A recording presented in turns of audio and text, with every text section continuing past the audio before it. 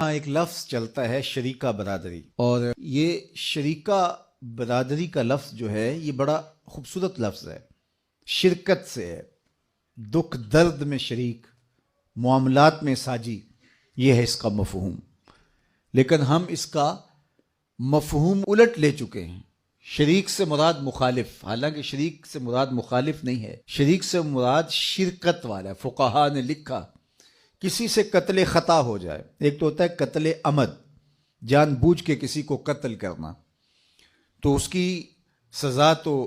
قصاص ہے، یا وارث راضی ہو جائے تو دیت ہے۔ لیکن کسی نے جان بوجھ کے کسی کو قتل نہیں کیا، قتل عمد نہیں تھا، قتل خطا تھا، دور سے اس نے شکار کے لیے تیر چلایا تو وہ جا کے کسی جنگل میں کام کرتے ہوئے شخص کو لگ گیا،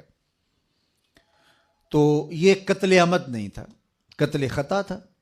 تو اس کا قصاص نہیں ہے شرعاً، اس کی دیت ہے۔ تو جب قتل خطا کی دیت دی جائے گی تو اگر جس شخص سے قتل خطا ہو گیا اور وہ دیت دینے کی صلاحیت نہ رکھتا ہو، 200 اونٹ اس کی دیت بنتی ہے تو اتنے وہ کہاں سے دے گا، اتنی اس کی طاقت نہیں ہے، تو پھر یہ جس کو ہم شریکہ برادری کہتے ہیں، فقہا نے لکھا ہے کہ یہ کام کریں گے اس کے ساتھ، اس کی جان چھڑانے کے لیے اپنے مال سے اس کی دیت ادا کریں گے۔ کیوں؟ اس لیے کہ یہ شریک ہے اس کے، ان کا شریک ہونا متقاضی ہے اس بات کا کہ وہ اپنے بھائی کی جان چھڑائیں اور اس کے لیے دیت دیں، تو یہ تو پھر دکھ درد کے ساجی ہوئے، نہ کہ مخالف ہوئے۔ تو صلہ رحمی ہمارے دین نے ہمیں سکھائی ہے۔ آقا کریم علیہ السلام نے جب فتح مکہ کیا تو اس وقت قریش تھر تھر کانپ رہے تھے، کیونکہ انہوں نے جو آقا کریم علیہ السلام کو اذیتیں دی تھیں، تکلیفیں پہنچائی تھیں، کوڑے پھینکے حضور علیہ الصلاۃ والسلام کے دروازے پر، کانٹے پھینکے حضور کی راہوں میں، اور عقبہ بن نبی معیط نے اجریاں ڈلوائیں، اسی طرح باقی لوگوں نے جو جو اذیتیں پہنچائیں سب کو یاد تھی۔ اب آقا کریم جب فاتح بن کے مکہ المکرمہ میں داخل ہوئے تو یہ تھر تھر کانپ رہے تھے، انہیں لگتا تھا کہ ہماری گردنیں کاٹ دی جائیں گی، اور اگر ہمیں بہت ہی چھوٹ ملی تو جان کی امان بھی پا چکے تو اتنا ضرور ہوگا کہ ہمیں شہر بدر کر دیا جائے گا، اور وہ اس کے لیے ذہنی طور پہ تیار تھے۔ تو یہ جمع ہو کے حضور علیہ السلام کے پاس جب آئے تو آقا کریم نے فرمایا بتاؤ میں تمہارے ساتھ کیا سلوک کروں، تو انہوں نے رحم کی بھیک مانگتے ہوئے کہا کہ کریم باپ کے کریم بیٹے ہیں آپ، ہم آپ سے خیر کی توقع رکھتے، اور ان کے دل میں یہ تھا کہ ہمیں شہر بدر کر دیا جائے گا،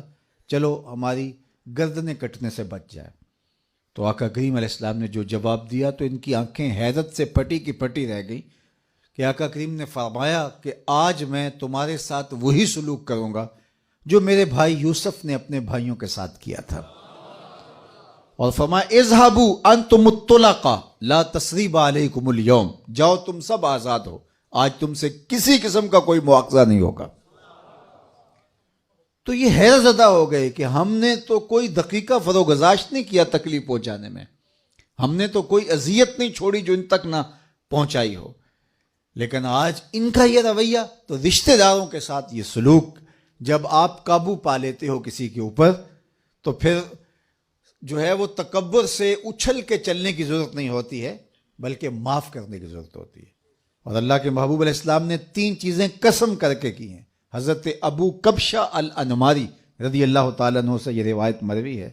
آقا کریم نے فرمایا کہ 3 چیزیں میں قسم کر کے کہتا ہوں، ان میں سے ایک، جب کوئی شخص کسی کو معاف کر دیتا ہے، حضور نے فرمایا میں قسم اٹھا کے کہتا ہوں کہ اس کی عزت میں کمی نہیں ہوتی۔